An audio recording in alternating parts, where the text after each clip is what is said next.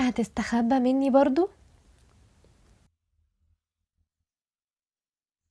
الهدية دي هتفجر نفسها لو ما خدتهاش. يعني أرجوك يلا. مم.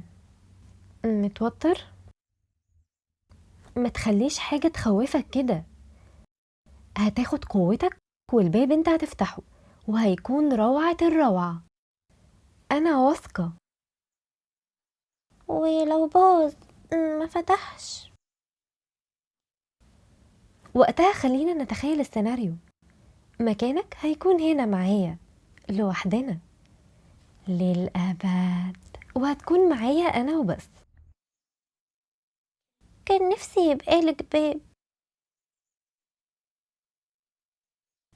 هقولك ما تشغلش بالك بيا، عشان أنا عندي عيلة هايلة وبيت مفيش زيه. وانت يا حلو، ولما أنا أشوفك بتاخد قوتك خلاص وتدخل جوه، ده هيخليني مبسوطة أكتر من أي حاجة. بس يا ناس هتوحشني صحبة أحسن ولد.